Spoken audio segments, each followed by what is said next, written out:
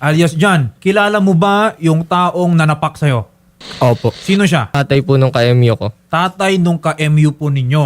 Opo. Okay. Bakit naman itong tatay ng ka-MU po na ito, parang ang laki na lang ng galit sa'yo? May atraso ka ba dun sa ka-MU mo or dito mismo sa taong ito? Wala po. Kung tutusin nga po, okay naman po kami nung ka-MU ko. And wala po kaming mga problema or ano man po. Nalaman siguro nitong tatay na merong something, no? Hindi pa naman kayo, no? Hindi pa talaga official Opo, hindi po yung kami. relationship po ninyo, Opo. nakarating sa kanya. Ang Opo. tanong ko ngayon dito is, yung tatay po ba na ito, ayaw ka para sa kanyang anak? Opo. Sigurado po ako kasi binugbog na po ako eh.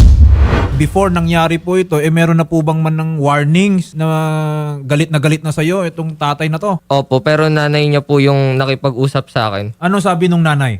Sabi niya po, tantanan mo yung ka-MU mo or ipapahiya niya po ako. Alam niya na minor ka, 16 years old. Opo. Yung ka-MU mo is ilang taon? 16 din po. 16. So both minors magka-MU, no? Hindi pa official relationship talaga. Opo. Hindi na lang siya tinakot na ipahiya, talagang physical. Opo. Ang laking mama nun eh. So sir, nung dumating po sa inyo, dun sa ano yun, parang restaurant, bigla-biglaan ka na lang na sinuntok, ganon? Tinanong po muna yung pangalan ko. Tapos nung Okay. sumagot po ako, hinampas na po ako ng payong tapos natanggal po yung eyeglass ko. Habang inampas kayo, meron siyang sinasabi sa'yo? Meron po. Ano pong sinabi niya? Minumura niya po ako tapos sinasabi niya po, babae po yung anak niya. Bata pa po yung anak niya. Tapos sinabihan din po ako na magsumbong daw po ako kahit kanino. Bakit kayo nagkita kahapon? Ang sabi po ni John, kinamusta ko po siya kasi nung Friday po umiiyak siya sa amin. Dinaanan ko lang po siya. Ang sabi po nung nanay, seryoso ang daddy ni MU. MU. Alam mo palang mali ginagawa ninyo. Hinarap ka namin ng maayos dito sa bahay namin. Gusto mo pala anak ko, hindi ka nagpaalam ng maayos. Pwede po bang puntahan ko na lang kayo sa bahay nyo ng umaga? May pangarap ka pala, unahin mo muna yon, sabi po ng nanay. Bawal pa siyang mag-BF. Jan, ito po bang anak, no, nung nanapak po sa inyo, sabi nyo, ka-MU ninyo, no? Opo. Ano, naging violente ka ba doon sa taong yun? May anong atraso mo? Physical mo ba? Sinaktan mo ba yon? Hindi po. Wala po akong nagawang masama sa kanya. Mahal mo yung tao? Opo. Sir Mark, kitang-kita po na hinampas nyo ng payong, sinapak-sapak ninyo itong 16-year-old na bata. Bakit Opo, naman po, opo. sir? Sir, yung nangyari po nung gabi po kasi yun, sir, nung nahuli po namin na meron po silang conversation ng aking anak, nakita po namin, na nakita po sila. May picture po kasi eh. Ngayon po, pinagalitan po namin yung bata kasi po ang sabi ko nga po talaga, ang priority mo is school, church, saka po kami. Ngayon po, hindi po namin matanggap na nag-ano po sila ni John po. Na may relationship napagalitan po sila, namin ganon? yung bata. Opo. Ngayon po, nung napagalitan po namin yung bata, takot na po yung bata. Halos dumaan na po sa, namamaalam na po sa amin yung suicidal stage po. Bilang tatay po, sir, napakasakit po na marinig sa anak po yung ganon, sir. Na namamaalam po siya sa anak po naming bunso. Ang sabi niya, hindi ako naging mabuting na ate sa'yo. Si mami at daddy na yung bahala sa'yo. Ganun po eh.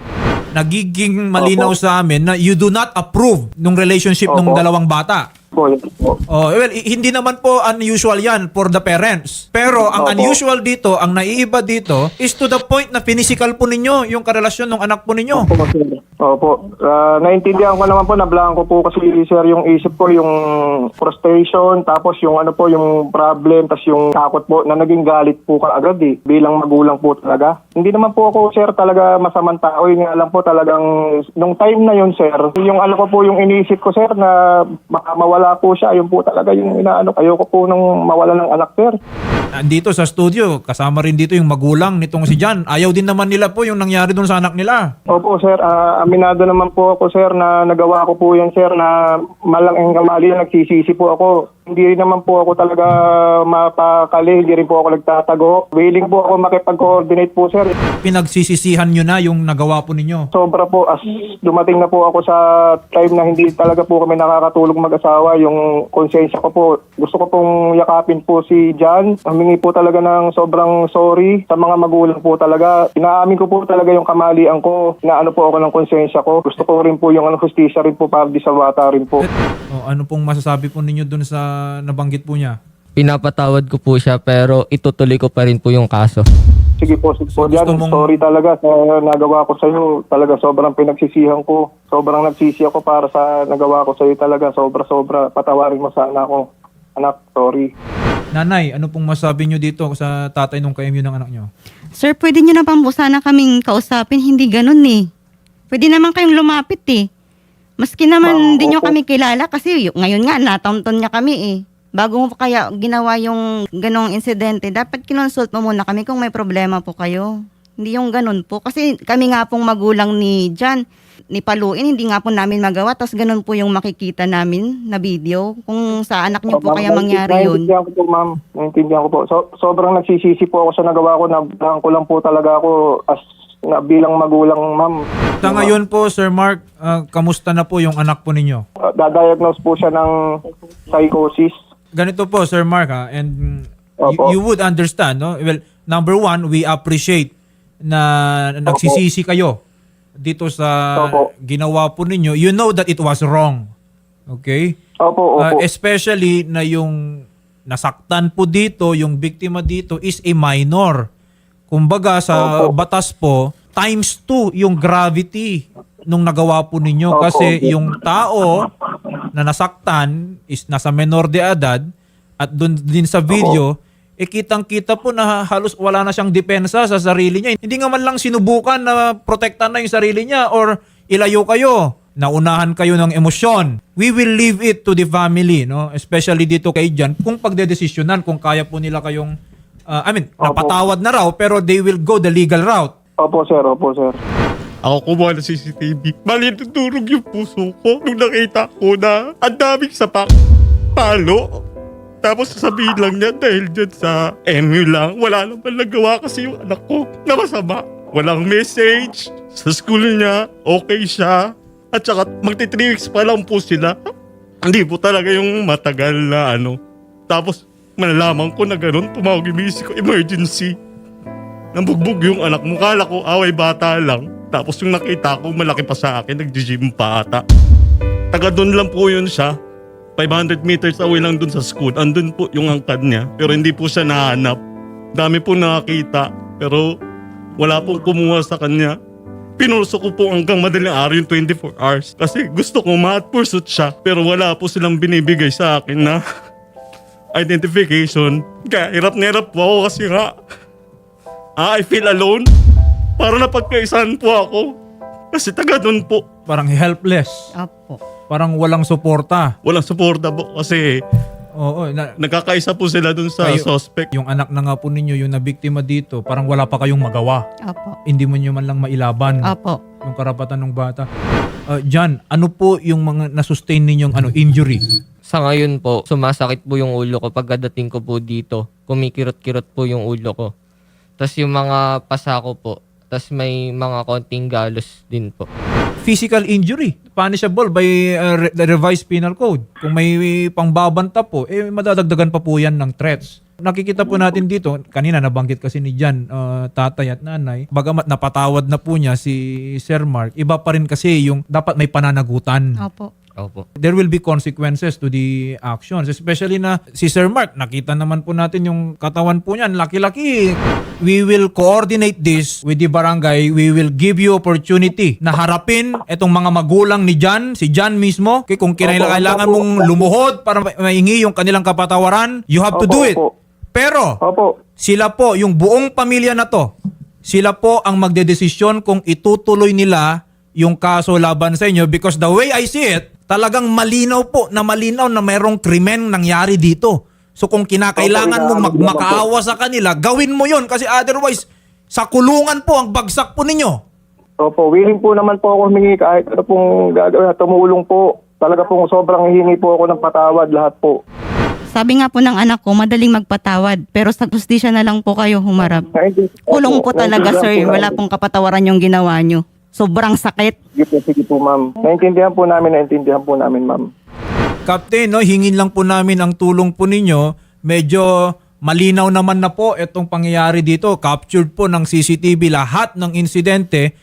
Kung mapagdesisyonan na po ng pamilya ni alias Jan na ituloy po ang kaso, hingin po namin ang tulong po ng WCPD Taguig PNP. Opo, attorney, makakaasa po kayo na Aasistihan namin po sa lahat ng aspeto itong biktima. Malinaw na nagpapakita na mayroong pang-abusong pisikal sa isang minor de edad. At bukod po sa CCTV, Captain, kita din po na it was done in public. Tapos ang dami pang bystanders na nakakita po talaga, no?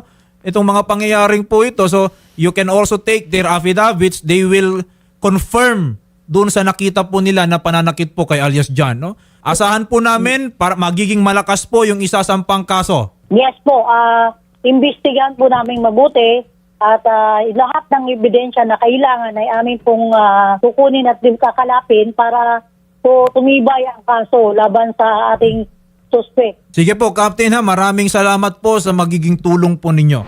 John at kay nanay, no, yung medical, no, mga ginastos po ninyo, yung assessment, lahat po yun, ha, i-preserve po ninyo yon. Sa krimen na physical injuries, yung penalty po yan, yung kulong po yan is nakabase doon sa kung gaano kalala yung injury ng isang tao, ng biktima, ha.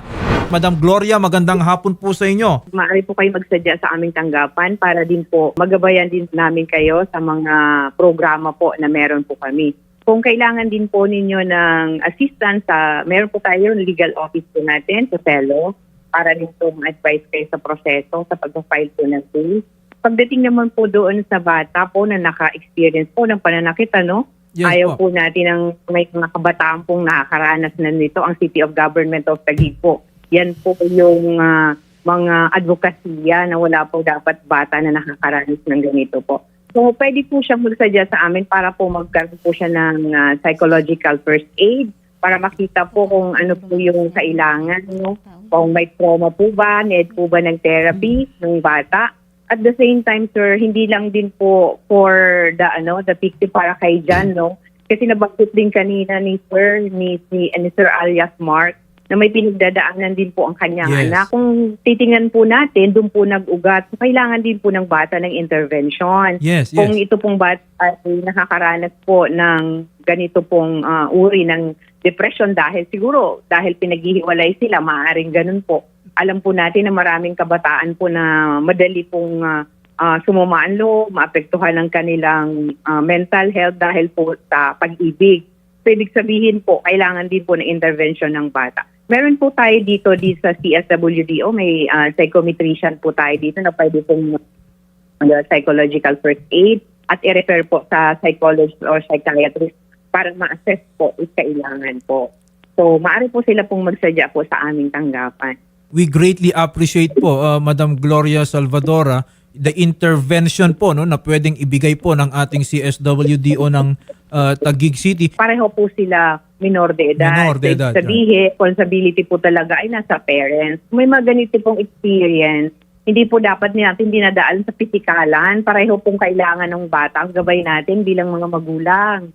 So, kailangan po nag-usap sana ang parehong magulang. Anong concern? Kung hindi pinapayagang makipagrelasyon, maaari naman pong i-counseling dahil dito sa aming tanggapan. May mga ganitong case din po kami para po napoproseso natin yung mga damdamin ng mga bata. Minsan po kasi mas maganda may naririnig po sila galing sa amin, sa social worker, sa aming mga counselor po dito para po nagagabayan po ang mga bata. Hindi ang layunin ay paghiwalayin agad. Dapat po ang parenting style din po natin nag-i-evolve.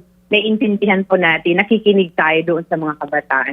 Iba na po kasi ngayon, hindi na yung magulang ang palaging nasusunod. We have to listen for us to understand our children. Ganun po dapat.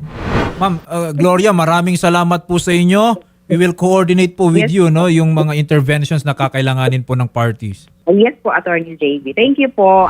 Sir Mark, narinig naman po ninyo, no? Pati po ang CSWDO ay handa rin pong tumulong doon sa psychological or mental issues po na meron po yung pamilya po ninyo sa ngayon. They are open. So, ma'am, at kay tatay, kay John, we will all likewise inform the police, no, regarding yung security or safety Opo, sir. Sana issues po. po ninyo. No? We will coordinate din po sa kanila. Ha? Maraming salamat po sa inyo.